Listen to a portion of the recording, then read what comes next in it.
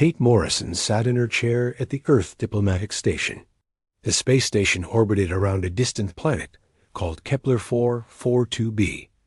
She was Earth's ambassador to this part of the galaxy. Her job was to talk with alien races and keep peace between them and Earth. The morning started like any other day. Kate was drinking her coffee and reading reports from Earth. Then her computer made a loud beeping sound. A message was coming in from the Galactic Council. This was not good news. The Council only sent messages when they wanted something from Earth. Kate opened the message. Her face went pale as she read it. The message was short but scary. The Galactic Council was giving Earth an ultimatum. Earth had to join their group as a protected species, or they would take over Earth by force. They were giving humans only 30 days to decide. The Council thought Earth was weak. They believed humans only had simple rockets and basic spaceships. They saw Earth as just another primitive planet that needed their help to become civilized. Kate knew this was exactly what Earth wanted them to think. She pressed a button on her desk. A secure communication line opened up. On the screen appeared Captain Jake Sullivan. He was sitting in a dark room somewhere in space. Jake worked for the Earth Defense Force, but his real job was much more secret than most people knew. "Did you get the message too?" Kate asked him. Jake nodded his head. "Yes, I saw it. The Council is finally making their move. Are you ready for this?" Kate took a deep breath. "I've been ready for years, but I'm still nervous. If we mess this up, Earth could be destroyed." "Don't worry," Jake said with a small smile. "We've been preparing for this day for a long time. The Council has no idea what humans are really capable of." Jake was right. For over 50 years, Earth had been running 2 space programs. One was public, which everyone could see. This program used old-fashioned rockets and simple technology. The other program was completely secret. Only a few hundred people in the whole world knew about it. After the call ended, Kate looked out the window of her station. Space looked peaceful and quiet, but she knew that hidden in the darkness were human ships that could destroy entire planets. The aliens had no idea that humans had been watching them for decades. On Titan, one of Saturn's moons, Dr. Lisa Park was working late in her laboratory. Titan looked like a normal moon from the outside, but underneath its surface was the most advanced military base in human history. Dr. Park was the head of Project Prometheus, Earth's most secret program. The base under Titan was huge. It had factories that could build spaceships in days. It had weapons that could bend gravity and tear holes in space itself. Most importantly, it had a fleet of ships that were more advanced than anything the Galactic Council had ever seen. Dr. Park was looking at screens that showed the locations of human ships throughout the galaxy. Red dots marked where Earth's secret fleets were hiding. There were hundreds of them, spread across dozens of star systems. The aliens thought Earth barely had a dozen ships. In reality, humans had over 3,000 warships ready for battle. "Dr. Park," said her assistant, a young man named Kevin Brown. "We just received the alert from Ambassador Morrison. The Council has sent their ultimatum." "I expected this," Dr. Park replied. "How long until our ships are in position?" Kevin checked his computer. "All fleets will be ready in 6 hours. The aliens won't see us coming." Dr. Park smiled. The Galactic Council thought they were dealing with primitive humans who barely knew how to fly in space. They were about to learn how wrong they were. The Council was made up of 12 different alien races. They had been the rulers of this part of the galaxy for over 1,000 years. They were used to weaker species bowing down to them. When they found a new planet with intelligent life, they always did the same thing. They would offer to protect the new species. But really, they just wanted to control them. The aliens had studied Earth for 20 years before making contact. They watched human rockets struggle to reach their own moon. They saw the simple space stations that humans built near Earth. Everything they observed told them that humans were at least 200 years behind alien technology. What the aliens didn't know was that humans were very good at hiding things. Every rocket launch they watched was real, but it was just for show. The real human space program was completely invisible to alien sensors. Captain Jake Sullivan was now flying through space in a ship that looked like a normal Earth vessel. But this ship was not normal at all. Its engines could travel faster than light. Its weapons could destroy moons. Its shields could stop any attack the aliens might try. Jake was heading toward the Galactic Council's main space station. In 2 days, there would be a meeting where Earth would have to give their answer to the ultimatum. The aliens expected humans to surrender without a fight. They were going to be very surprised. As Jake traveled through space, he thought about how this all started. 50 years ago, humans had detected alien signals coming from deep space. Instead of trying to contact the aliens right away, Earth's leaders decided to learn about them first. They sent out tiny spy probes that were too small for aliens to notice. What humans learned scared them. The Galactic Council was not a peaceful organization. They conquered weaker species and forced them to work as slaves. They had destroyed entire civilizations that refused to obey them. Earth's leaders knew they had to be ready for war. So Earth built 2 different space programs. The public one made humans look weak and harmless. The secret one made humans the most dangerous species in the galaxy. Now it was time to show the aliens the truth. The Galactic Council's space station was called Nexus Prime. It was bigger than most moons and housed millions of aliens from 12 different species. The station floated in space near a red giant star, its metal surface gleaming in the red light. Counselor Vexthari walked through the main hall of the station. He was tall and thin, with purple skin and forearms. His species, the hegemony, had been the leaders of the Galactic Council for 300 years. Vexthari believed that his people were superior to all other life forms in the galaxy. Today was the day that the primitive humans would surrender to the Council. Vexthari was looking forward to it. He enjoyed watching weaker species realize how small and helpless they were. The humans had sent a representative to give their answer to the ultimatum. In the council chamber, representatives from all 12 alien species were gathering. The chamber was a huge round room with seats arranged in circles. At the center was a platform where the humans would stand to give their response. Admiral Rick Cooper stepped off his ship and onto the docking bay of Nexus Prime. His ship was called the Ed's Liberty, and it looked exactly like what the aliens expected from humans. It was small, slow, and seemed to be held together with basic metal and simple engines. Rick was a tall man with gray hair and calm blue eyes. He had been in the Earth military for 30 years, but the aliens didn't know about his real experience. They thought he was just another primitive human who was scared of their superior technology. 2 alien guards escorted Rick through the corridors of the station. The guards were from a species called the Draxi. They were large, muscular creatures with thick gray skin and no sense of humor. They looked at Rick like he was an interesting insect. "Human," one of the guards said in broken English. "You walk fast. Council not wait for slow species." Rick smiled politely. "I'll try to keep up." As they walked, Rick was secretly scanning everything around him.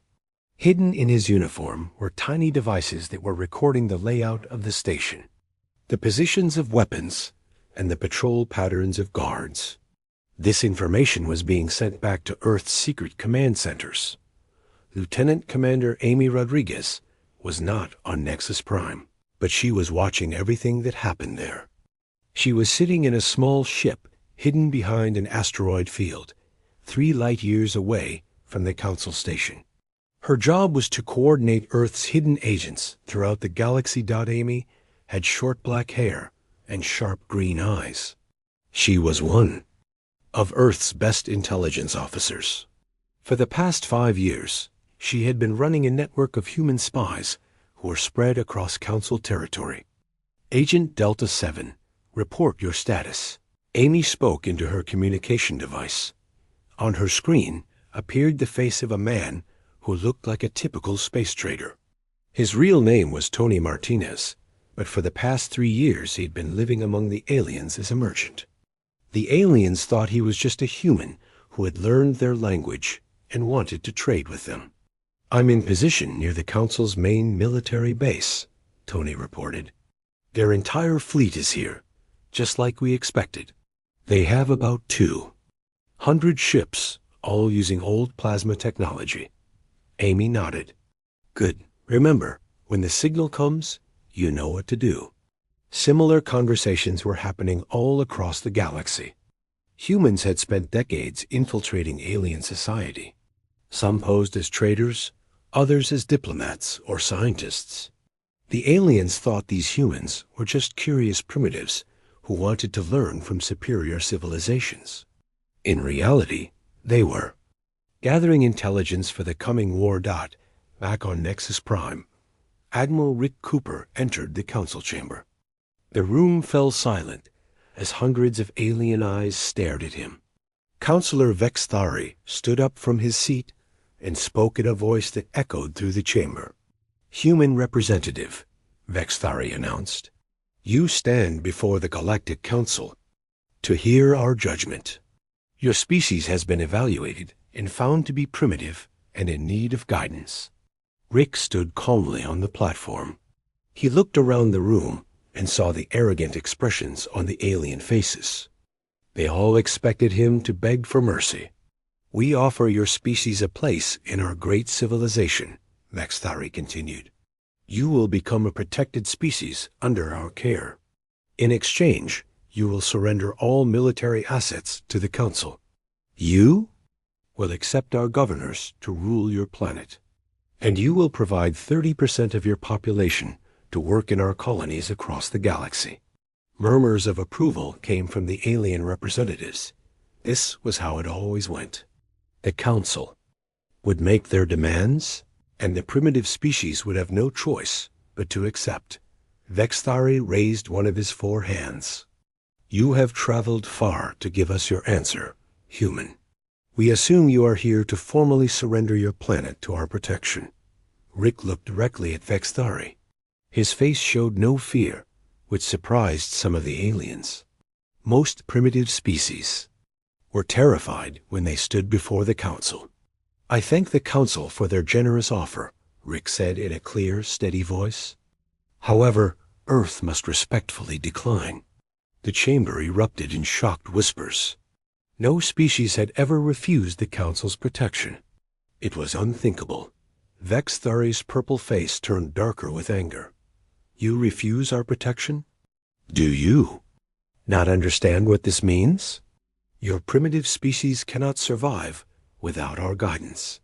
Earth appreciates your concern, Rick replied, but we prefer to remain independent. Another counselor stood up. This one was from a species called the Corvon, who looked like giant insects with multiple eyes. Human, you do not comprehend the situation.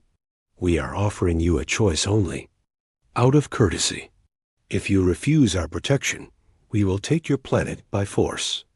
Rick nodded as if this was perfectly reasonable. I understand your position. However, Earth's answer remains the same. Vexthari was now furious.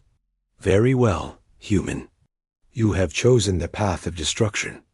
Guards escort this primitive back to his pathetic ship. Then prepare 3 warships to follow him back to Earth. We will demonstrate to his species what happens when they refuse the Council's generosity. As Rick was led away, he activated a small device hidden in his pocket. This device sent a signal that traveled faster than light across the galaxy. It was a message to every hidden human ship and agent. The time for pretending was over. Amy Rodriguez received the signal in her hidden ship. She immediately began sending orders to human agents across the galaxy. Within minutes, Dozens of sleeper agents were moving into position near critical alien installations. On Titan, Dr. Lisa Park saw the same signal. She turned to her staff and said, "Begin Phase 2. It's time to show them who we really are." Deep in space, invisible to alien sensors, human fleets began moving toward their targets. The ships that had been hiding for decades were finally coming out of the shadows. Admiral Rick Cooper boarded the EDS Liberty with a small smile on his face. The aliens thought they were about to destroy a helpless human ship. Instead, they were about to witness the true power of humanity for the first time. 3 Council warships followed Admiral Rick Cooper's ship as it left Nexus Prime. The alien ships were massive, each one 3 times larger than the small human vessel. Their hulls were covered with weapon ports and energy shields that glowed with blue light. Commander Zektar led the alien fleet from his flagship, the Dominion's Wrath. He was a hegemony officer like Counselor Vex Thari, with the same purple skin and forearms. Zektar had destroyed dozens of primitive species in his career. He expected this to be just another easy victory. "Target the human ship," Zektar ordered his weapons officer. "We will disable their engines first, then destroy them slowly. I want their final transmission to Earth to show their planet how helpless they are." The weapons officer, a Draxi with thick gray skin, operated the plasma cannon controls. "Weapons charged and ready, Commander. The human ship appears to have no shields or defensive systems." Zektar smiled, showing rows of sharp teeth. "Of course they don't. These primitives barely know how to build rockets. Fire when ready." 3 bright beams of plasma energy shot out from the alien ships. The beams were powerful enough to vaporize a small moon. They streaked through space toward the EDS Liberty, which seemed to be flying slowly, and helplessly. Admiral Rick Cooper stood on the bridge of his ship, watching the plasma beams approach on his screen. Around him, his crew worked calmly at their stations. None of them seemed worried about the incoming attack. "Quantum barriers online," reported Lieutenant Kelly Davis, the ship's defense officer. "Confirmed," said Rick. "Let's show them something interesting." The plasma beams reached the ED's Liberty, and then something impossible happened. The deadly energy simply vanished. It didn't bounce off shields or get absorbed by armor. The plasma just stopped existing when it came near the human ship. On the Dominion's Wrath, Commander Zektar stared at his screens in confusion. What happened? Where did our weapons fire go? His science officer, a nervous creature with tentacles instead of arms, worked frantically at his console. "I don't understand, sir. The energy just disappeared.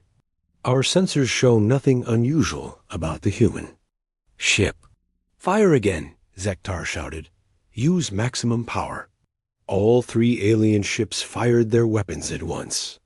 Dozens of plasma beams, enough energy to destroy a city, shot toward the small human vessel. Once again, all of the attacks simply vanished. Before they could hit their target, Rick Cooper pressed a button on his command chair. "This is Admiral Cooper to all human vessels. Begin decloak sequence." Suddenly, space around the alien ships began to shimmer. What had appeared to be empty space was revealed to contain 12 massive human warships. Each ship was larger than the alien vessels and covered with weapons that the aliens had never seen before.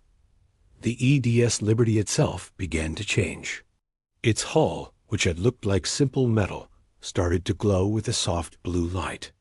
The ship's true form was revealed as advanced armor plating unfolded from hidden compartments.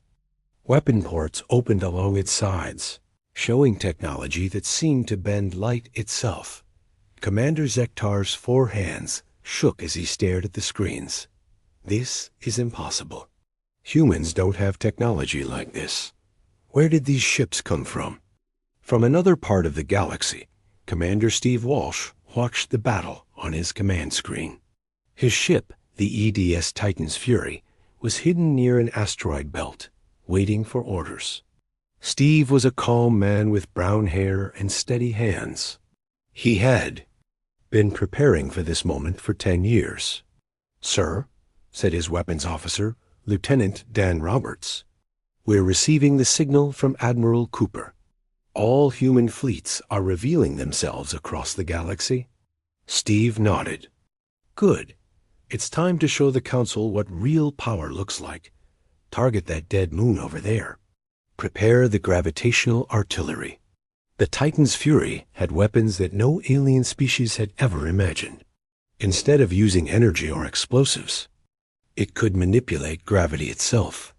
Steve's ship could create artificial black holes, bend space and time, and turn matter into energy. "Gravitational weapon charged," reported Dan. "Target locked on the moon." "Fire," Steve ordered.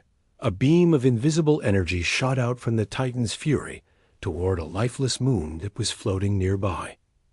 When the beam hit the moon, something amazing happened. The moon began to collapse in on itself, getting smaller, and smaller as gravity crushed it down to the size of a marble. Then, just as quickly, the artificial black hole disappeared and the compressed matter exploded outward in a controlled burst of light. The demonstration was being broadcast to every Council ship in the area. Alien commanders across the galaxy watched in horror as humans casually destroyed a moon and then made the destruction disappear. It was technology beyond their understanding. Back near Nexus Prime, the alien ships were trying to retreat, but they found that their engines weren't working properly. The human ships were projecting some kind of field that made it difficult for alien technology to function normally. Rick Cooper opened a communication channel to Commander Zektar. The alien's purple face appeared on the screen, looking terrified and confused. "Commander," Rick said politely, "I believe there's been a misunderstanding. You seem to think that humans are a primitive species. What are you?" Zektar asked in a shaking voice. "This technology should not exist. We have been watching your planet for decades. You only have simple rockets." Rick smiled. "That's what we wanted you to think. Those rockets and space stations you've been watching are what we call our public space program. Our real technology has been hidden from you." On Nexus Prime, Counselor Vextari was receiving reports from across the galaxy that made no sense. Human ships were appearing everywhere, demonstrating impossible technology. His military commanders were reporting that their fleets were being surrounded by vessels that shouldn't exist. "Get me the human ambassador," Vextari ordered. "Now." Kate Morrison appeared on his screen, still sitting in her diplomatic station. She looked completely calm, as if nothing unusual was happening. "Counselor," Kate said pleasantly, "I assume you're calling about the recent developments in space?"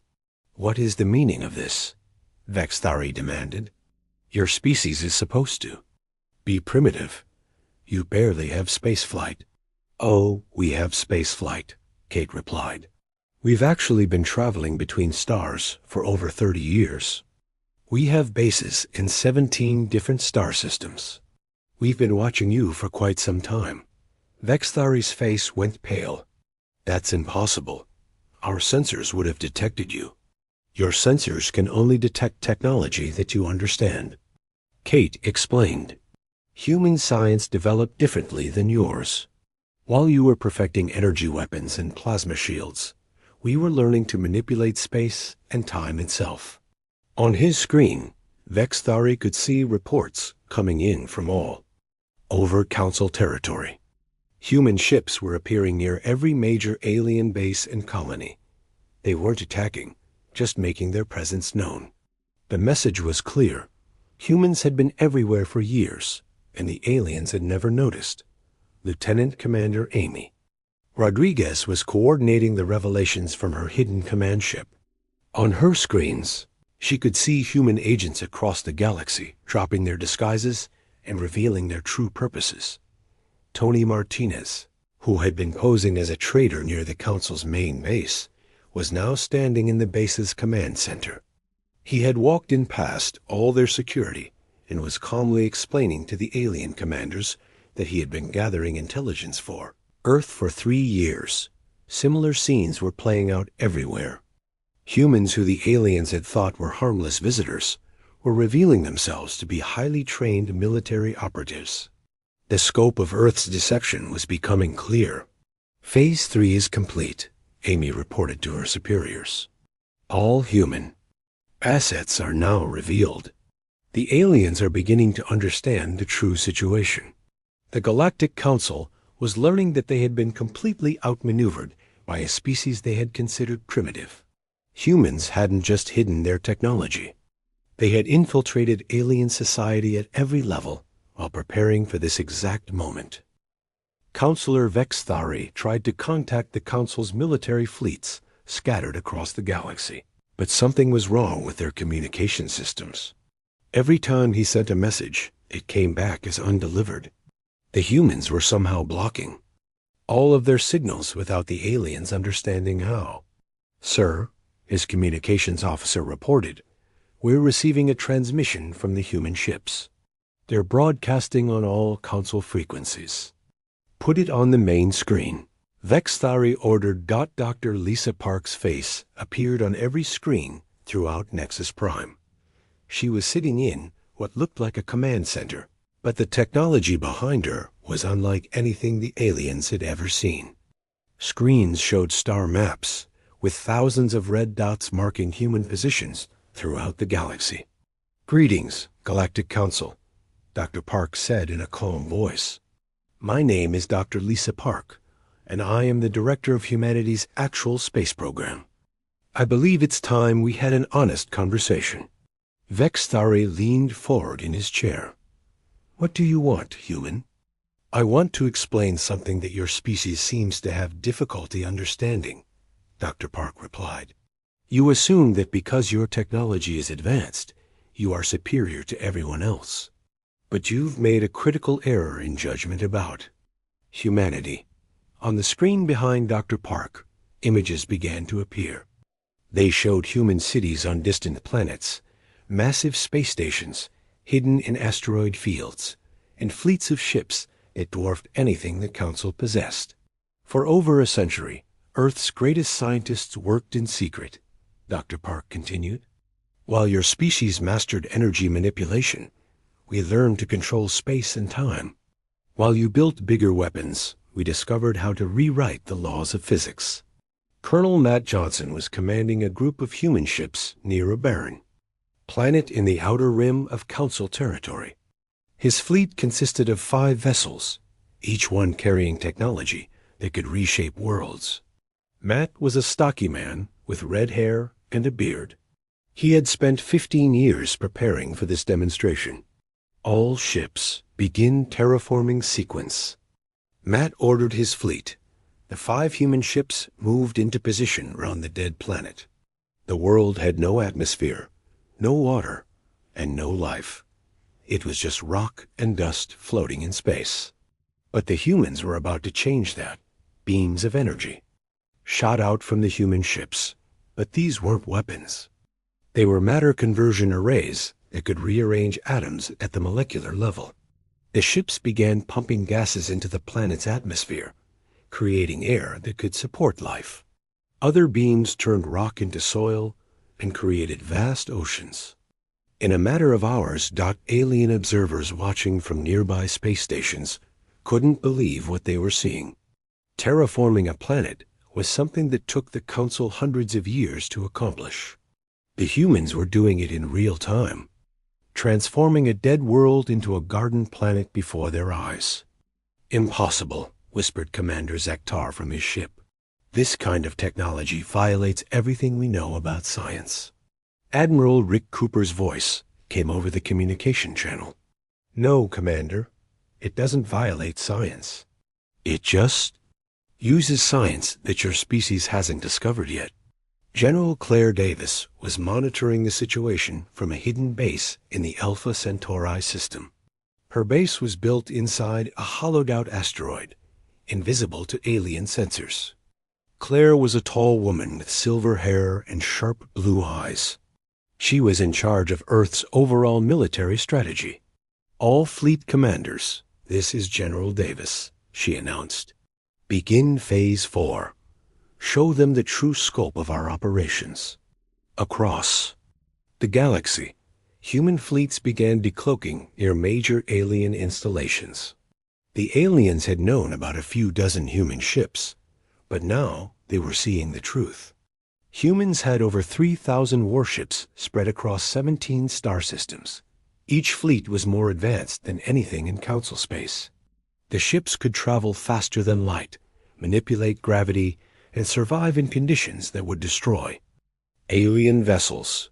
Some of the larger ships were the size of small moons and carried enough firepower to eliminate entire civilizations. But the most shocking revelation was still to come. Near the edge of Council territory, a massive human construction project became visible. It was a space station so large that it could be seen from several light years away. "What is that thing?"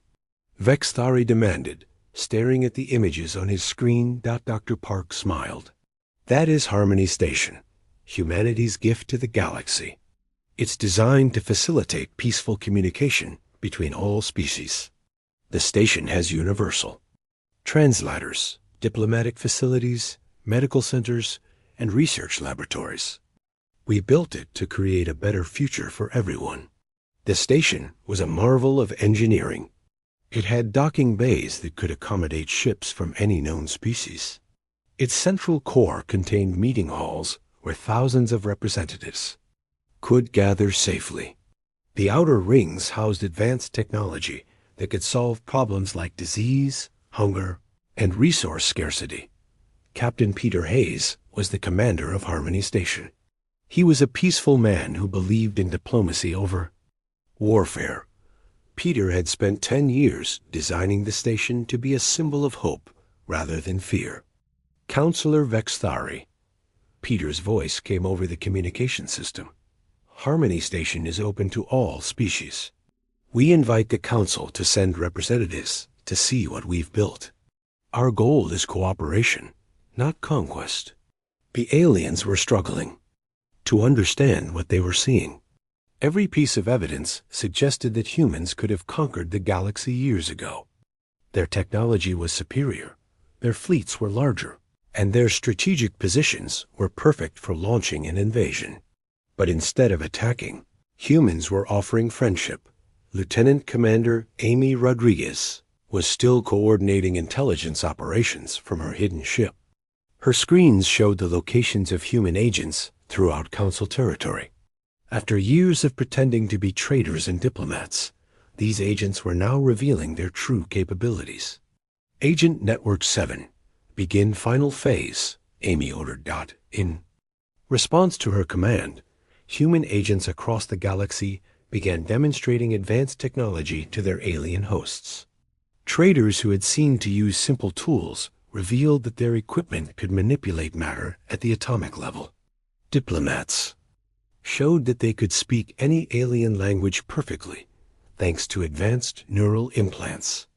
Scientists demonstrated that they understood alien biology better than the aliens themselves. Tony Martinez was still in the Council's main military base, surrounded by confused alien commanders. He had just finished explaining how he had been studying their defenses for 3 years. "You walked among us all this time," said the base commander, a large Draxi named General Thurok. "You could have sabotaged our entire operation." "Yes," Tony replied calmly, "but we're not here to destroy you. We're here to offer you something better than the empire you've built." Back on Nexus Prime, the Council representatives were meeting. In emergency session, the revelation of human capabilities had shattered their understanding of galactic politics. For 1,000 years, they had been the dominant power. Now they were faced with a species that could have eliminated them at any time. "We must consider our options carefully," said Counselor Yethra, a representative of the insect-like Corvin species. "The humans clearly have the power to destroy us, but they're choosing not to. Why? Counselor Vextari was studying the tactical reports coming in from across the galaxy. They want something from us. No species reveals this kind of power without a reason. Dr. Park's image appeared on their screens again. Counselors, we can hear your discussion. Our universal translators work quite well. And you're right, we do want something from you. What do you want? Vextari asked. We want you to stop conquering other species, Dr. Park replied. We want you to release the planets you've enslaved. And we want you to join us in building a better galaxy for everyone. The council chamber fell silent. No one had ever made demands of the Galactic Council before. But these weren't just demands. They were requirements backed by overwhelming force. The Galactic Council chamber was quieter than it had ever been in 1,000 years. 12 alien species that had ruled the galaxy through fear and force were now facing a choice they had never expected to make. They could either change their ways or face destruction from a species they had considered primitive. Vextari looked around the chamber at his fellow council members. Their faces showed confusion, fear, and something else they rarely experienced: humility. The humans had demonstrated power beyond their understanding, but more importantly, they had shown restraint. Dr. Park, Vextari said slowly, your species could have destroyed us at any time. Why didn't you? Dr. Park's image on the screen showed her sitting calmly in her command center. Behind her, screens displayed human fleets maintaining defensive positions throughout the galaxy. The ships were ready for battle, but they weren't attacking. Because destruction isn't our goal, Dr. Park replied. We've been watching your empire for decades, Counselor. We've seen how you treat conquered species. We've seen the suffering you cause. But we've also seen that your people are capable of better. Ambassador Kate Morrison's voice joined the conversation from her diplomatic station. The hegemony weren't always conquerors. Counselor Vextari, your species was once known for art and philosophy. The Corvin were brilliant engineers who built wonders across the galaxy. Every species in the Council has something valuable to contribute. On the bridge of the ED's Titan's Fury, Commander Steve Walsh was monitoring the negotiations while keeping his gravitational weapons ready. His demonstration with the moon had shown the aliens that human technology could reshape reality itself. Sir, his weapons officer, Lieutenant Dan Roberts, reported, we're detecting movement from several Council fleets. They appear to be withdrawing from conquered territories. Steve nodded approvingly. Good. They're starting to understand that the old way of doing things is over. Admiral Rick Cooper's ship, the EDS Liberty, was now revealed in its true form. The vessel that had seemed small and primitive was actually one of the most advanced ships in the human fleet. Rick was using it to escort Counselor Vextari to a meeting that would change galactic history. Admiral, Vextari said as they traveled through space, I must ask you something. How long have your people been planning this? Rick considered the question carefully. We started preparing the day we detected your first transmissions 50 years ago. But the planning really began much earlier than that. What do you mean? Humans have always been good at learning from history, Rick explained. On our own planet, we saw what happened when advanced civilizations encountered less advanced ones. The results were usually conquest and suffering. We decided that when we went to the stars, we would do things differently. They were traveling to Harmony Station, a massive human construct that served as a symbol of cooperation rather than domination. The station was larger than most alien cities and more advanced than anything the Council had ever built. Captain Peter Hayes welcomed them aboard Harmony Station with a mixture of formality and warmth. Peter was proud of what humanity had accomplished, but he was also eager to share it with others.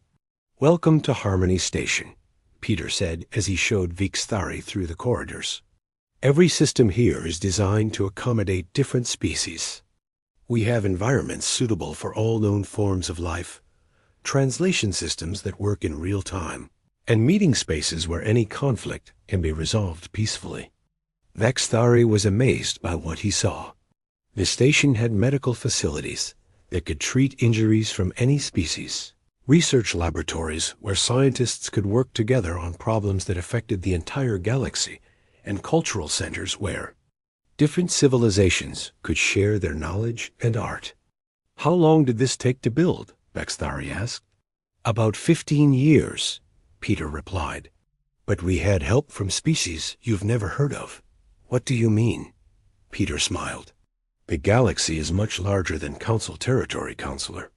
There are dozens of peaceful civilizations beyond your borders. They've been working with humanity for years to create alternatives to conquest and empire. This revelation shocked Vexthari even more than human military technology. The Council had believed they controlled most of the known galaxy, but apparently there was an entire network of species that had been avoiding them. Lieutenant Commander Amy Rodriguez was coordinating the peaceful transition from her command ship. Human agents throughout Council territory were now working openly with local populations to establish new governments based on cooperation rather than fear. Agent teams report successful transitions on 47 planets, Amy announced. To her superiors, former slave colonies are establishing democratic governments with human technical assistance. The changes were happening faster than anyone had expected. Species that had been oppressed by the Council for generations were eager to try new forms of government. Human technology was helping them build infrastructure, solve resource problems, and establish trade relationships with other liberated worlds. General Claire Davis was overseeing the military aspects of the transition from her base in Alpha Centauri.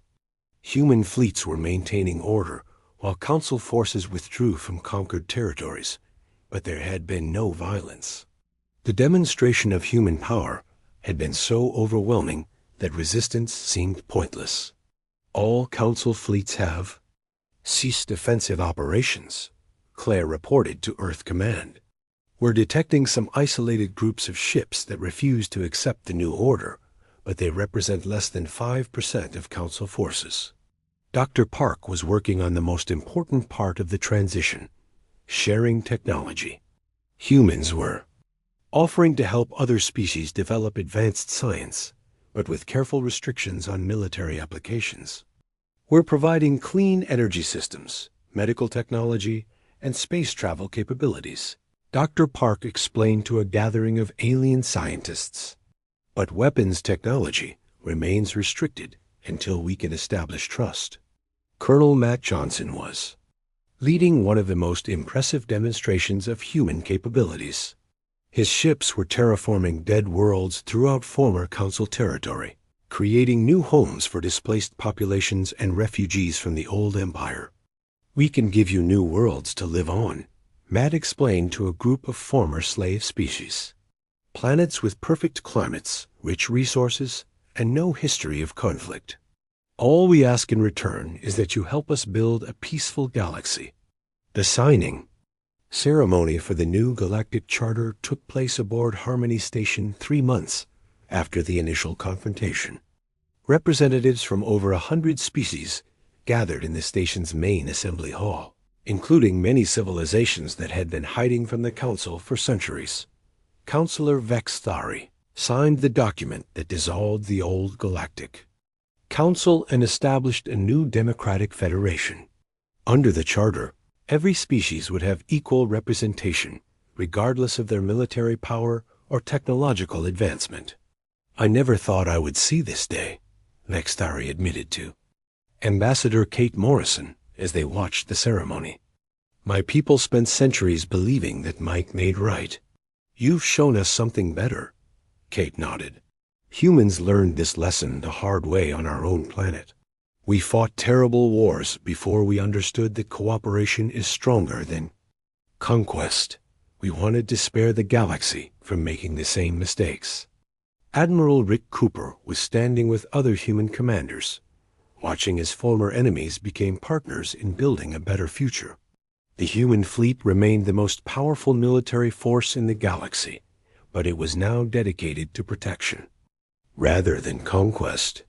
"You know," Rick said to Captain Peter Hayes, "I thought we might have to fight a war to change things." "I'm glad we were wrong," Peter smiled.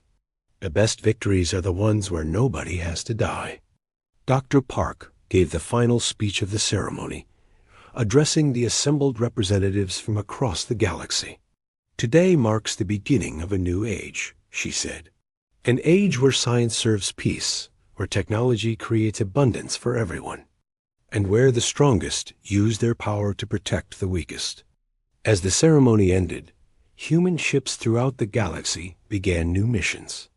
Instead of preparing for war, they were exploring unknown regions of space, helping develop new worlds, and searching for other civilizations that might benefit from joining the peaceful Federation.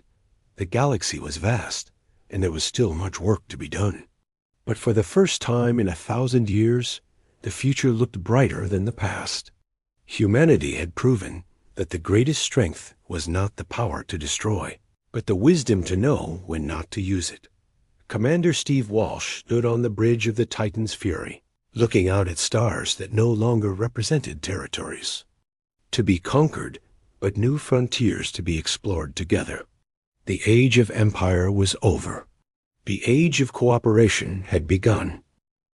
The great hall on Centauri Prime was filled with noise. 12 different alien species sat around a massive circle table. Their voices mixed together in angry sounds. Some clicked, some buzzed, some made deep growling noises. The emergency meeting had been going on for 3 hours. Admiral Jake Morrison sat quietly in his chair. He was the only human in the room. His uniform was simple blue and gray, nothing fancy like the colorful robes and armor worn by the other council members.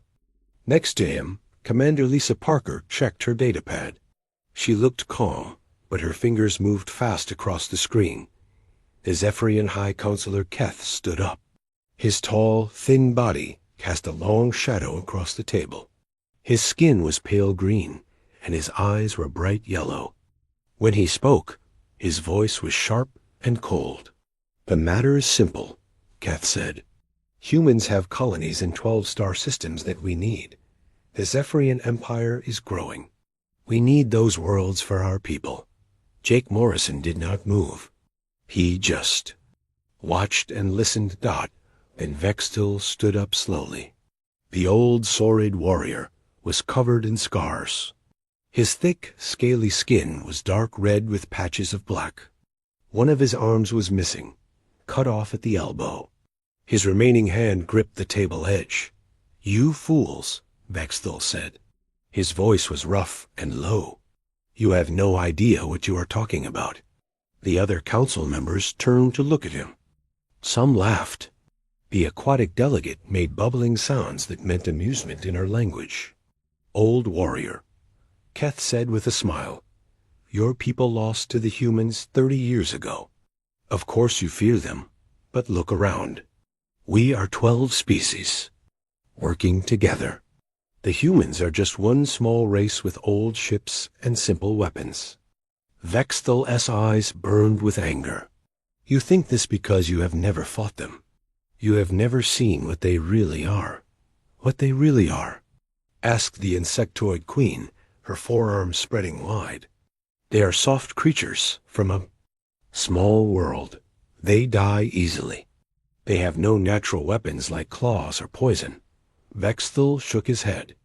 "That is exactly why they are dangerous. Every other species in this galaxy evolved on worlds that were kind to them.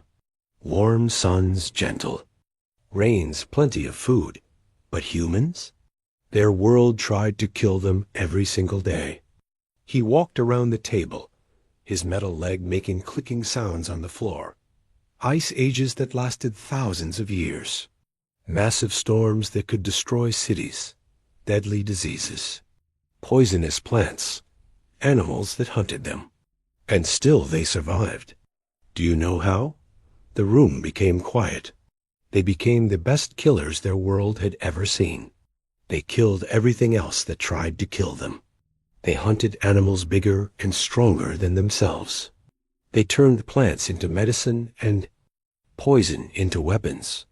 They learned to make tools from everything around them. Admiral Morrison still had not spoken. His face showed no emotion. Vexthul continued. When we fought humans, we thought it would be easy. We had bigger ships and better weapons. We attacked their small colony on Kepler 298. It should have taken one day to win. He stopped and stared at each council member. It took us 6 months, and we lost. Impossible, Keth said. Your military reports said you won that battle. We lied, Vexthul said simply. We were too ashamed to tell the truth. The humans did not fight like any other species. They did not line up their ships and fire at us like in normal space battles. They turned everything into a weapon. Mining equipment became bombs. Civilian ships became missiles. They used our own battle plans against us. The crystalline delegate made a sound like breaking glass. You lost because you were weak. The Saurid are known for poor planning. Vexthul laughed, but it was not a happy sound. Poor planning? We planned for 3 years. We studied every human battle we could find. We thought we understood them. But humans do not follow normal rules of war. He looked directly at Admiral Morrison. Tell them, human. Tell them what your people did to my ships. Morrison finally spoke. His voice was calm and quiet. We used the asteroid field to hide. When your ships came close, we detonated charges. We had placed weeks before. The explosions sent rock pieces flying at incredible speed. Your ships were torn apart. See? Vexthul said. They planned for weeks. They moved tons of explosives without us knowing. They turned empty space into a killing field. This is how humans think. Everything is a weapon if you are smart enough to use it. Keth waved his hand. Old stories from a small battle. We are talking about a full council action now. 12 species working together. Hundreds of ships. And the humans have had 40. Years to prepare since that battle, Vexthul said. 40 years to study us, to learn our weaknesses, to plan new ways to kill us. Do you think they have been building pretty cities all this time? No, they have been getting ready for this day. The gaseous representative spoke in a voice like wind through pipes. You give them too much credit. They are just another species. No, Vexthul said firmly. They are predators. The only apex predators that ever learned to build starships. Every other intelligent species evolved from creatures that ate plants or small animals. Humans evolved from creatures that hunted in packs and used tools to kill things bigger than themselves. Admiral Morrison stood up slowly.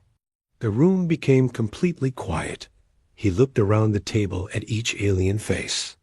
Honorable council members, he said politely, I have listened to your proposal. You want my people to leave 12 star systems, so your people can take them. You are offering no compensation and no alternative worlds. That is correct, Keth said with a smug smile. Morrison nodded. Then I must respectfully decline your request. It was not a request, Keth said, his voice getting louder. It was an order from the Galactic Council. You will obey, or we will make you obey. Morrison's expression did not change. I see. And if we refuse? Then we will remove you by force. Keth said, You have 30 standard days to evacuate those systems. After that, our combined fleets will arrive to take control. Morrison was quiet for a long moment. Then he spoke very softly. High Counselor Keth, I strongly advise against that course of action. The aliens around the table started laughing. The sounds mixed together in a chaos of amusement. Only Vexthul was not laughing. He was watching Morrison's face very carefully. You advise against it? Keth said between laughs. You and what army, human? Morrison picked up his data pad and walked toward the door. Commander Parker followed him. At the doorway, Morrison stopped and turned back. "The only army that matters," he said quietly, "mine." As the humans left, Vexthol called out to the other council members. "You have just made the worst mistake in galactic history." That human was being polite. When humans stop being polite, entire worlds burn. But nobody was listening to the old warrior anymore. They were too busy planning their easy victory over the soft creatures from the small blue world. The message reached Earth in 12 hours. It traveled through the quantum communication network that connected all human worlds. By the time Admiral Morrison stepped off his transport ship, every human military base was already moving. General Peter Hayes stood in the war room deep under Colorado. The room was filled with screens showing star maps, ship positions, and resource counts. Officers moved quickly between computer stations. The air buzzed with quiet energy. "Report," Hayes said as Morrison entered. "They gave us 30 days, Morrison." "Side, 12 systems. Complete evacuation, or they attack with combined fleets." Hayes nodded. "Expected. Dr. Rodriguez, what's our current status?" Dr. Amy Rodriguez looked up from her tablet. She was small and thin, with gray hair tied back in a simple knot. "All Omega protocols are active, sir. Project Switchblade is ready. Project Haymaker is at 80%. Project Sleeping Giant needs another week." "What about the civilian populations?" Morrison asked. "Evacuation transports are already moving," said Lieutenant Colonel Sam Mitchell. He was a big man with short black hair and scars on his hands. "We're telling people it's a routine safety drill. Most colonies will be empty in 10 days. Hayes walked to the main display screen. It showed 12 star systems marked in red. "Gentleman, lady, we have been preparing for this moment since first contact. Every human who has worked in mining, construction, or terraforming has been training for war without knowing it." Morrison frowned. "How do you mean?" Dr. Rodriguez smiled. It was not a nice smile. "Colonel, show him the numbers." Mitchell touched his tablet. The screen changed to show technical drawings. Every asteroid mining station built in the last 20 years has secondary systems. The mining lasers can be focused into beam weapons. The ore haulers can carry kinetic kill vehicles. The refineries can produce weapons-grade materials. "And the terraforming equipment?" Morrison asked. "Even better," Rodriguez said. "Atmospheric processors can create poison gas clouds. Weather control systems can generate killer storms. Ecosystem builders can create biological weapons that target specific alien DNA." Hayes pointed to another screen. "Every human colony in the contested zones has been building according to Plan 7, underground bunkers, hidden weapon stores, concealed manufacturing plants. The aliens think they're taking farming worlds. They're actually invading fortress systems." Captain Ben Taylor appeared on the communication screen. He was calling from the bridge of his ship, the U.E.'s Discovery. Behind him, his crew worked at their stations. "General," Taylor said, "we've completed deep scans of all 12 systems. Detailed maps are uploading now. We've identified optimal positions for kinetic bombardment, stellar body weaponization, and gravity well manipulation." "Stellar body weaponization?" Morrison asked. Chief Engineer Tony Walsh stepped forward. He was young and excited, with wild red hair. "We can destabilize gas giant atmospheres to create massive explosions. We can alter asteroid orbits to create collision courses. We can even trigger solar flares if we position the right equipment." Morrison stared at the displays. "You're talking about turning entire star systems into weapons." "Not just the systems," Hayes said quietly.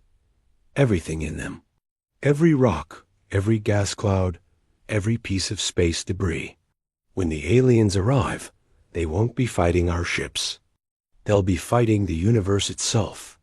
Captain Nicole Grant entered the room. She was tall and confident, wearing a flight suit marked with new insignia. The experimental fighter program is ready, sir. 100 Ghost-class ships with full stealth capability. The aliens won't see us coming until we're already gone. What about intelligence? Hayes asked. Commander Dan Foster stepped out of the shadows. He was average height with a forgettable face. Perfect for his job. Our people have been on alien worlds for months. Maintenance workers, trade representatives, cultural exchange students. They're all military intelligence. We know the location of every major alien facility, every weakness in their security, every blind spot in their defenses. Morrison felt a chill run down his spine. How long have you been planning this? Since day one, Hayes said. The moment we met our first alien species, we started preparing for the day they would try to destroy us. Every human who traveled to alien space was briefed. Every trade deal included intelligence gathering. Every cultural exchange was a scouting mission. Dr. Rodriguez brought up another display. We've been studying alien biology and psychology for decades. We know exactly how to break their morale, disrupt their command structures, and exploit their species-specific weaknesses. For example, Morrison asked. Zephyrians are pack hunters with strict hierarchy, she explained. Kill the alpha, and the pack scatters. Saurids have excellent hearing, but poor vision in certain light spectrums. Aquatics can't survive in low humidity for more than 6 hours. Lieutenant Colonel Mitchell added, every alien weakness has been turned into a weapon. Sonic disruptors for the saurids, dehydration bombs for the aquatics, leadership decapitation strikes for the Zephyrians. The room was quiet for a moment. Morrison looked around at all the calm, professional faces. They think we're peaceful. Explorers. We are, Hayes said. We're also the descendants of the most successful predators in Earth's history. We explored our planet by conquering it. We'll explore the galaxy the same way if necessary. Captain Taylor's voice came from the communication screen. General, we're receiving new intelligence from our assets on Centauri Prime. The Alien Council is mobilizing fleets from 8 different species. Estimated arrival time at the first contested system is 28 days. Perfect, Hayes said. That gives us time to finish our preparations. Morrison watched the screens showing human ships moving through space. They looked like normal cargo, vessels and passenger transports. What about our official response to the Council? We send exactly what they expect, Hayes said. A polite diplomatic message asking for more time to negotiate, something that makes us look weak and desperate. Dr. Rodriguez laughed. While our real message is being delivered by every human who ever set foot on an alien world. They're about to learn what happens when you threaten Earth's children. The main screen changed to show a tactical display of the 12 contested systems. Each one was marked with hundreds of small symbols representing hidden weapons, concealed ships, and prepared positions. The aliens think they're coming to take our territory, General Hayes said quietly. They don't realize they're walking into the largest trap in galactic history. Morrison stared at the display. What if we lose? Hayes turned to look at him. His eyes were hard and cold. Colonel, humans have never lost a war that threatened our survival. We might lose battles, but we adapt and learn and come back stronger. We don't stop fighting until the threat is eliminated. And if the cost is too high, then we make sure they pay a higher price, Hayes said. Every human who dies will cost them 100 of their own. Every world they take will become a graveyard. For their people, we'll make this war so expensive that they'll never threaten humanity again. Chief Engineer Walsh looked up from his workstation.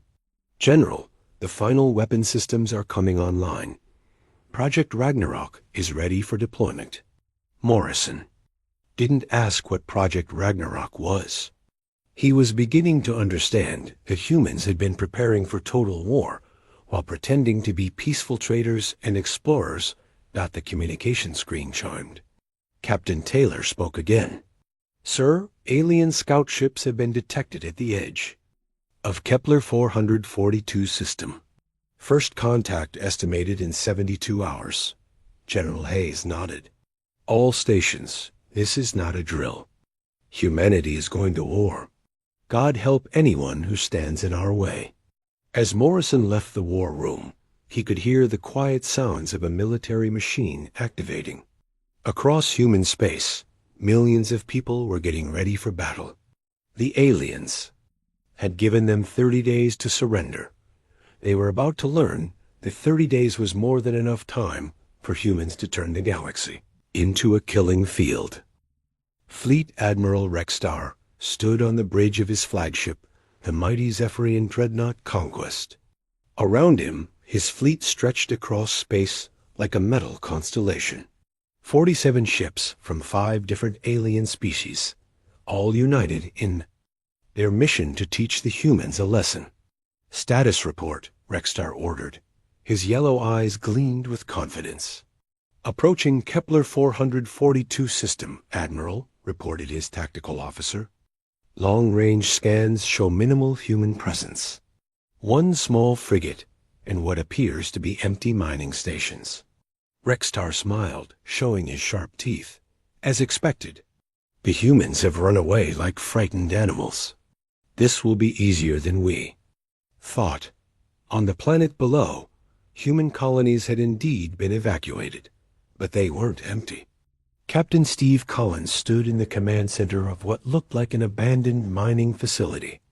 Around him, his crew worked at hidden control, panels built into the rock walls. "Admiral's fleet just entered the system," reported Lieutenant Maria Santos. 47 ships, just like intelligence predicted. Collins nodded. "Signal the Defiance. Tell Captain Brooks it's time to play the frightened rabbit." In space, the human frigate USS Defiance drifted alone near the 4th planet. Captain Dan Brooks sat in his command chair, watching the alien fleet approach. His ship was old and small compared to the alien vessels. "Incoming transmission," said his communications officer. "Put it through," Brooks said. Rexstar's face appeared on the screen. "Human vessel, you are in violation of Galactic Council orders. Surrender immediately and prepare to be boarded." Brooks looked nervous. He glanced around at his crew, who all appeared scared. "Admiral, please. We're just a mining support ship. We don't want any trouble." "Then you should have left when ordered," Rexstar said coldly. "Since you didn't, you will serve as an example to other humans who think they can disobey the Council." "Please," Brooks begged, "give us a chance to surrender properly. We have families." Rexstar laughed. "You had 30 days to surrender. Now you die." The alien fleet moved into attack formation. Rexstar felt pleased with himself. This would be recorded in history as the moment the Galactic Council established dominance over the humans. "All ships target the human vessel," Rexstar commanded. "Fire on my mark." But before he could give the order, something strange happened. The empty mining stations around the system suddenly lit up with energy signatures. What looked like simple or processing equipment started moving and rotating. "Admiral," his sensor officer called out, panic in his voice. "Those aren't mining stations. They're weapons platforms." The first barrage came from every direction at once. Massive particle beams lanced out from the disguised stations. The aliens had walked into a crossfire they never saw coming. Rexstar's flagship shook as energy bolts struck its shields. Return fire. Destroy those stations. But the human weapons platforms were just the beginning. The asteroids floating throughout the system began to move. Hidden thrusters activated, sending massive rocks on collision courses with alien ships. "Evasive maneuvers," Rexstar shouted. The Saurid heavy cruiser Bloodfang tried to dodge a particularly large asteroid, but the rock split apart. Hundreds of smaller pieces spread out like deadly rain. The cruiser's shields failed under the impact of so much debris. On the Defiance, Captain Brooks dropped his frightened act. "All right, people. Time to show them what we really came here to do." The small human frigate suddenly accelerated straight toward the alien fleet. To the aliens, it looked like a desperate suicide attack. "The humans have lost their minds," Rexstar said. "Focus fire on that ship." Multiple alien vessels targeted the Defiance. Energy beams and missile strikes hammered the small ship. Its shields failed quickly. Hull breaches appeared along its sides, but the Defiance kept coming. "Admiral," Brooks said over the communication channel, his image flickering from battle damage, "I want you to remember something. You came to our home. You threatened our families. Now you get to learn why that was a mistake." The Defiance's engines went to maximum power. The ship was falling apart, but it kept accelerating toward Rexstar's flagship. "Destroy that ship," Rexstar screamed. More weapons fire poured into the Defiance. The ship was clearly dying, but it refused to stop Dot at the last moment. Just before impact, the Defiance's emergency transports activated. Escape pods shot out in all directions, carrying the crew to safety. The empty ship slammed into the Conquest's shields. Rexstar laughed. "Foolish humans. Their ship is destroyed, and we barely felt the impact."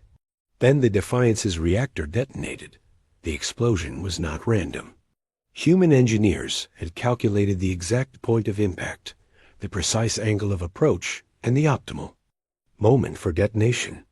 The blast was focused and directed, designed to punch through the flagship's shields at their weakest point. The Conquest shuddered. Emergency lights flashed across the bridge. "Shield generators offline," reported the damage control officer. "Hull breaches on decks 4 through 9. But Rexstar's problems were just beginning. The gas giant's moons, which had seemed like normal celestial bodies, suddenly came alive. Hidden launch bays opened across their surfaces. Swarms of small fighters emerged, moving too fast for the alien sensors to track properly. These weren't normal human fighters. They were modified mining drones, controlled by artificial intelligence, and armed with industrial cutting tools that had been turned into weapons. They swarmed over the alien ships like angry insects. "What are those things?" Rexstar demanded. "They appear to be mining equipment, sir," his tactical officer said in confusion. "But they're attacking us." The drone swarm targeted specific points on each alien ship. Engine exhausts, sensor arrays, weapon emplacements. They knew exactly where to strike for maximum damage. The aquatic carrier Deep Current tried to launch its own fighters, but human drones were already inside its launch bays. They had been hiding in the asteroid field for weeks, waiting for this moment. On the planet's surface, Captain Collins watched the battle through his monitors. "Phase 2, people. Time to show them our big surprise." Hidden facilities across this planet's surface opened. Massive railguns, disguised as geological survey equipment, rose from concealed positions. They had been built months ago, during the routine scientific survey of the system. The railguns fired solid projectiles at incredible speed. Chunks of dense metal accelerated to nearly 10% of light speed. At that velocity, they hit. With the force of nuclear weapons, the insectoid destroyer Swarm Queen took a direct hit. The kinetic projectile punched clean through its hull and out the other side, leaving a hole 20 meters wide. Rexstar realized with growing horror that the humans had turned the entire star system into a weapon. Every piece of equipment, every asteroid, every moon had been prepared for this battle. "Admiral," his communications officer called out, "we're receiving a transmission from the human planet." "Put it through," Rexstar said grimly. Captain Collins appeared on the screen. He was standing in what was clearly a military command center, not the mining facility the aliens had expected to find. Fleet Admiral Rexstar, Collins said politely. I am Captain Steve Collins, commander of Kepler 442 Defense Force. I want to thank you for visiting our system. You planned this, Rexstar said. Of course we did, Collins replied. You announced your attack 30 days ago. That was plenty of time to prepare a proper welcome. Around Rexstar, his fleet was being torn apart by weapons that shouldn't exist and attacks coming from directions that made no sense. This is impossible, Rexstar said. You're just miners and farmers. Collins smiled. Admiral, humans have been miners and farmers for thousands of years. We've also been soldiers for just as long. The difference is, we've learned that the best way to win a war is to make sure your enemy doesn't realize they're fighting one until it's too late. A massive explosion lit up space as another alien ship was destroyed by human weapons. You see, Collins continued, you made one big mistake. You thought we would fight you the way other species fight. Line up our ships, exchange fire, see who has better weapons. But humans don't fight fair. We fight to win. Rexstar's flagship was drifting now, its engines destroyed by drone attacks. Around him, what was left of his fleet was retreating in panic. This isn't over, Rexstar said. You're right, Collins agreed. This is just the beginning. You wanted to see what happens when you threaten human colonies. Well, Admiral, now you know. And this was just one system. The transmission ended. Rexstar looked around his ruined bridge at his scared crew. Half his fleet was destroyed or crippled. The humans had turned a simple military action into a devastating defeat. As the surviving alien ships limped away from Kepler 442, Rexstar realized that the old saurian warrior Vex Thul had been right. The humans weren't the peaceful explorers. They pretended to be. They were predators who had been waiting for someone stupid enough to threaten them. And the Galactic Council had just volunteered for the job. The news from Kepler 442 spread through Council space like a virus. Fleet Admiral Rexstar's defeat was so complete that many Council leaders refused to believe the reports. Half his fleet destroyed by mining equipment and asteroids? Impossible. High. Councillor Keth stood before the Emergency War Council, his yellow eyes burning with rage. Rexstar failed because he underestimated them. We will not make the same mistake. Launch full attacks on all 12 systems simultaneously. The order went out across Council space. 6 massive fleets, each larger than the force that attacked Kepler 442, moved toward human territory. This time there would be no mistakes, but the humans had not been idle. Colonel Jennifer Adams crouched in the maintenance tunnels beneath Centauri, Prime's capital city. She had been there for 3 months, posing as a trade representative. Around her, 50 other humans worked quietly in the darkness. Water Treatment Plant 7 is ready, whispered Sergeant Kyle Brooks through her earpiece. Biological agent dispersed through the secondary lines. Communications relay station is compromised, reported another voice. We can turn their own networks against them whenever you give the word. Adams smiled grimly. While the Council planned their attacks, humans had been preparing a different kind of war. The kind of war that Earth's history had taught them to fight. On the human research station orbiting Proxima Centauri, Professor Mark Chun studied alien biological data on his screens. He was a xenobiologist who had spent years learning how alien minds worked. The Zephyrian nervous system responds to specific sound frequencies, he explained to his team. If we broadcast the right pattern, we can trigger their species panic. Response: they'll run from their own shadows. Dr. Amy Rodriguez appeared on his communication screen. Professor, the sonic weapons are ready for deployment. How long will the effect last? Approximately 6 hours, Chun replied.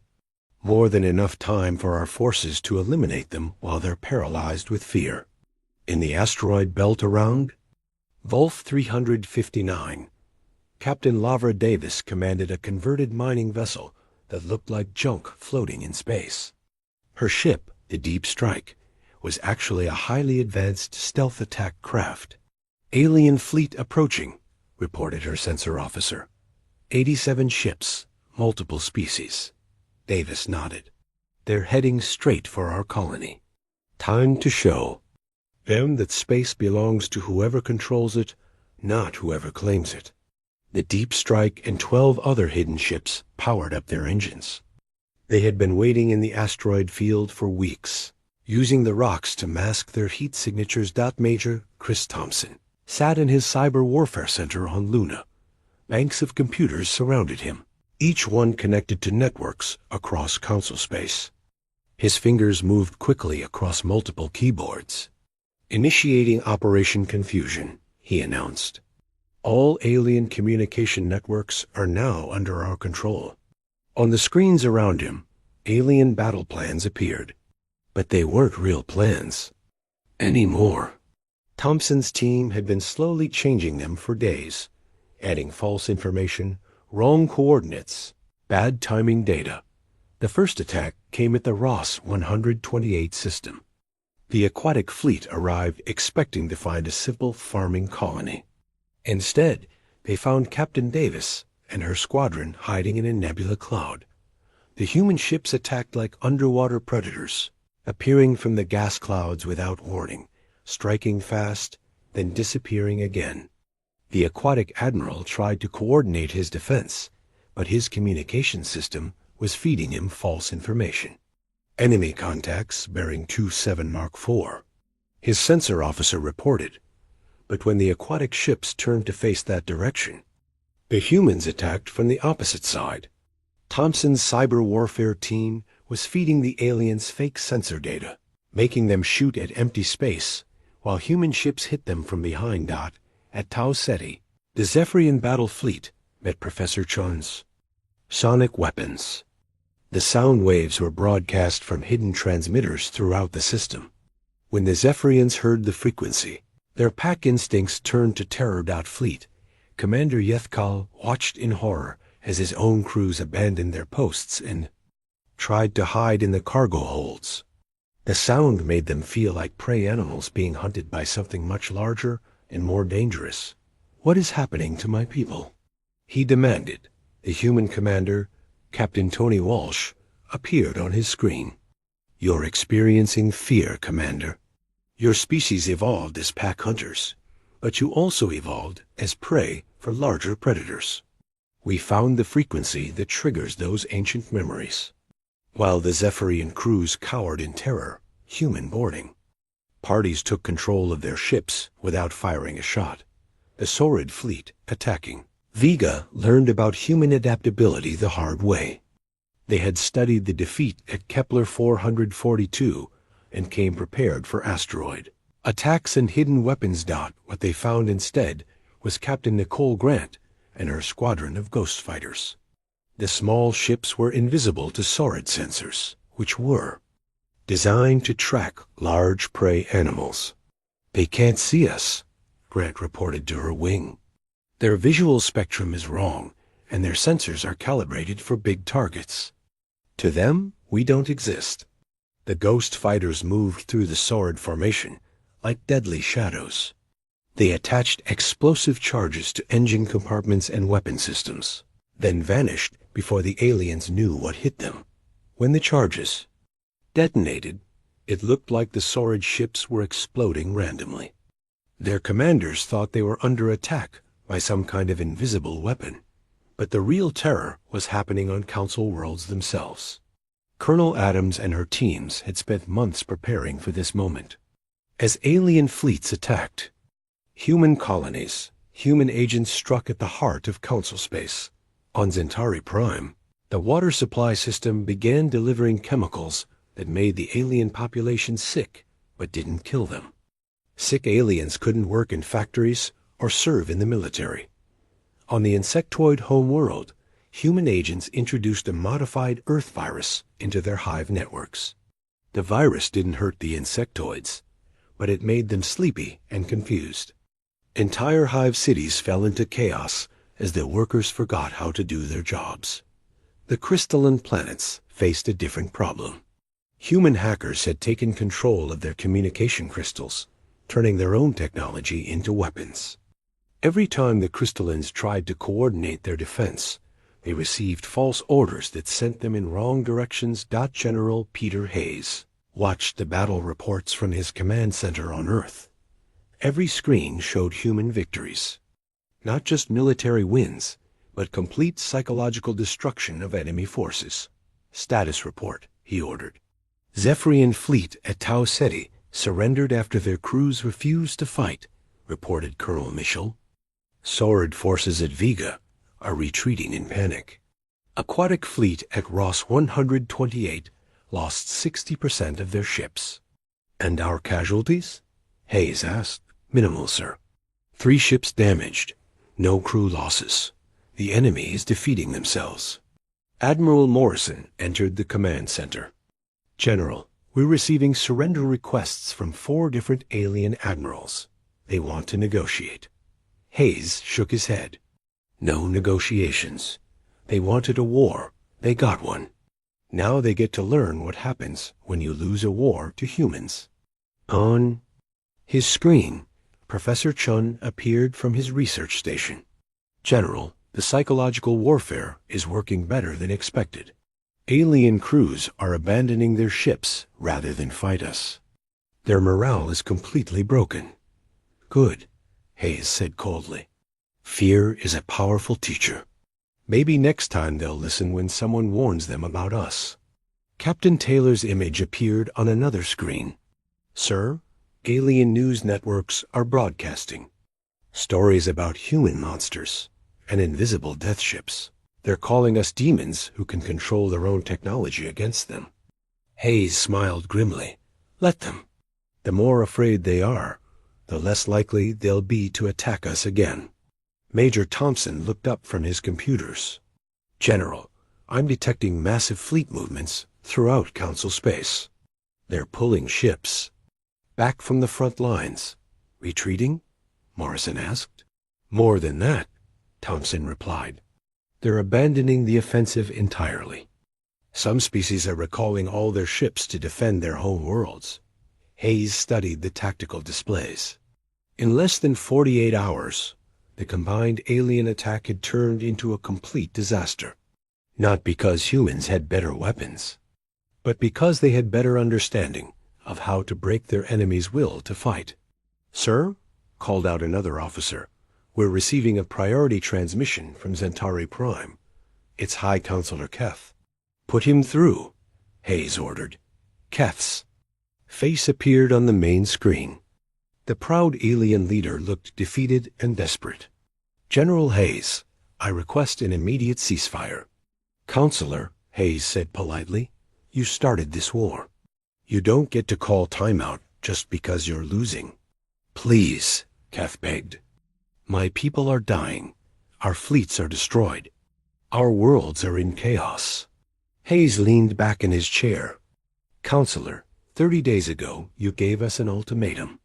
You said we had to abandon our homes or face your combined fleets. Do you remember what Admiral Morrison told you? Keth nodded miserably. He advised against that course of action, Hayes continued. You laughed at him. You called us weak. You said you would remove us by force. Hayes's voice grew colder. Well, Counselor, you tried to remove us. How did that work out for you? The communication ended. Hayes looked around at his officers. Continue all operations. No mercy until they surrender unconditionally. Across Council space, alien commanders. 6 months after the war began, Vexthal stood in the ruins of what had once been the Galactic Council's most powerful fleet. The old Saurid warrior looked out at the wreckage floating in space around Centauri Prime and felt no satisfaction in Tanania. Being right. They should have listened to me, he said quietly to himself. The human transport ship arrived exactly on time. It was sleek and clean, showing no signs of the devastating war that had just ended. As Vexthul watched, human soldiers in pristine uniforms stepped out of the ship. They moved with calm confidence, like they had just returned from a training exercise instead of conquering half the galaxy. Admiral Jake Morrison walked across the docking bay to greet the Saurid delegation. His uniform was the same simple blue and gray he had worn 6 months ago. Nothing fancy, nothing threatening. Just professional efficiency. "Honored Vexthul," Morrison said with a polite nod. "Thank you for agreeing to represent the Council in these negotiations." Vexthul's scarred face showed no emotion. "I am here because I am the only Council member who understands what we are dealing with. The others are too terrified to face you." "Where is High Counselor Keth?" Morrison asked. "In a medical facility," Vexthul replied. "The stress of losing his entire fleet caused what your doctors would call a nervous breakdown. He keeps repeating the same phrase over and over. They turned our own worlds against us." Morrison's expression remained neutral. "I'm sorry to hear that." They walked together through the human ship toward the conference room. Vexthul noticed that the corridors were filled with humans going about their normal duties. No signs of celebration, no evidence of exhaustion from a hard-fought war. They acted like conquering the galaxy was just another day at the office. "How many of our ships did you destroy?" Vexthul asked. "That depends on how you count," Morrison replied. "Ships we destroyed directly? About 200. Ships that destroyed themselves trying to fight us? Nearly 800. Ships that surrendered when their crews refused to fight? Over 1,000. Vexthul stopped walking. "You defeated 1,000 ships with minimal losses?" "War isn't about having the biggest weapons," Morrison said. "It's about understanding your enemy better than they understand themselves. We studied your species for decades. We knew exactly how to break your will to fight." They entered the conference room. President Ellen Murphy sat at the head of a simple table. She was a middle-aged woman with gray hair and kind eyes. She looked like someone's grandmother, not the leader of the most dangerous military force in the galaxy. "Please, sit down," President Murphy said warmly. "Would you like some refreshments? I understand Saurid physiology requires specific mineral supplements." Vexthul was surprised. "You know about our dietary needs?" "We know about everyone's dietary needs," Murphy replied. "And their sleep cycles, their mating rituals, their religious beliefs, their psychological weaknesses, and their military capabilities. We've been studying all of you since first contact." General Peter Hayes entered the room and took a seat across from Vexthul. The Saurid warrior recognized him from intelligence reports as the architect of the human victory. "General," Vexthul sighed, "your campaign was ... impressive." "Thank you," Hayes replied simply. "Though I should point out that this wasn't really a campaign. It was pest control." Murphy shot Hayes a warning look. "The general means that we treated this as a defensive action, not a war of conquest." Vexthul understood the distinction. "You could have destroyed us completely." "Yes," Murphy said without hesitation. "We could have sterilized every council world and eliminated your species entirely. The fact that you're sitting here alive means we chose not to." Dr. Amy Rodriguez placed a data pad on the table. "These are our terms for ending hostilities." Vexthul read through the document. His eyes widened as he realized what he was seeing. "These terms are surprisingly reasonable." "You seemed surprised," Murphy observed. "I expected demands for tribute, territorial concessions, slave labor," Vexthul said. "But you're only asking for reparations for the evacuation costs, recognition of human territorial claims, and representation in future council decisions." Morrison leaned forward. "Vexthul, we don't want to rule the galaxy. We just want to be left alone to live our lives in peace. But if anyone threatens us again, the response will be much more severe. How much more severe? Vexthal asked. President Murphy's grandmother's smile didn't change, but her eyes grew cold. This was just our military, Vexthal. We haven't even shown you what our corporations are capable of when properly motivated. General Hayes added, our military exists to break things and kill people efficiently. Our corporations exist to make profit. If you force us to turn our economic power into a weapon, the results will make this war look like a children's game. Vexthal felt a chill run down his spine. He had seen what human military efficiency could do. The thought of human economic power being weaponized was terrifying. What do you mean? He asked. Dr. Rodriguez answered. Human corporations can crash entire planetary economies overnight. We can manipulate trade routes to starve worlds of essential resources. We can introduce products that create dependency and then withdraw them to cause social collapse. And that's just the beginning, Murphy added cheerfully. Our entertainment industry could bombard your worlds with cultural programming, designed to change how your children think. Our pharmaceutical companies could create medicines that your people need, then control the supply. Our technology firms could make your civilizations dependent on human innovations. Morrison nodded. Economic warfare is much more devastating than military action because the victims don't realize they're under attack until it's too late. Vexthal stared at the peace terms again. They looked generous, but now he understood they were actually a warning.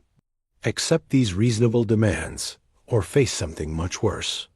I will recommend that the Council accept these terms, he said, quietly. Excellent, Murphy said, her warm smile returning. We look forward to peaceful relations with all Council species. As they prepared to leave, Vexthal turned back to face the human leaders. I have one question. Why did you pretend to be peaceful for so long? Murphy and Morrison exchanged glances. We weren't pretending, Murphy said. We genuinely prefer peace. But we learned long ago that the best way to maintain peace is to be so dangerous that no one wants to fight you. Your species made one critical error, Morrison added. You assumed that because we choose peace, we're incapable of war. But humans have been fighting for survival since we climbed down from the trees. Everything else we've learned since then has just made us better at it. General Hayes stood up. Vexthal, I want you to take a message back to any species that might be watching this conflict. What message? Humans are the apex predators of a death world, where everything that survived learned to kill or be killed. We've been polite for the last 40 years because we chose to be polite. But if anyone mistakes our politeness for weakness again, they'll discover why even our own planet fears us.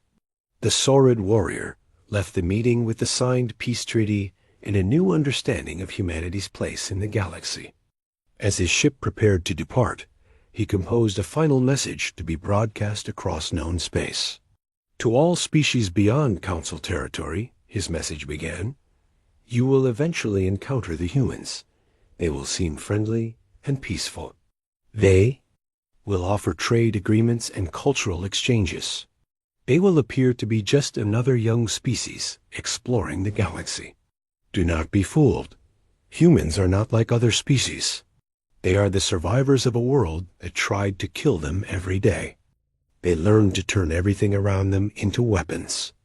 Their tools, their food, their art, their music, their stories. Everything they create can be weaponized if necessary. They will be polite to you. They will respect your customs and try to understand your culture. They will offer fair trade, deals, and reasonable diplomatic solutions to conflicts. Accept these offers. Be grateful for their politeness. Because if you ever force them to stop being polite, you will learn that humans don't just fight wars. They fight to win so completely that their enemies' children will tell stories about them in the dark. As Vexthul's ship chunked to hyperspace, President Murphy stood at the observation deck of the human vessel. Admiral Morrison joined her, watching the alien ship disappear among the stars. "Do you think they learned their lesson?" Morrison asked. Murphy smiled. Vexthul did.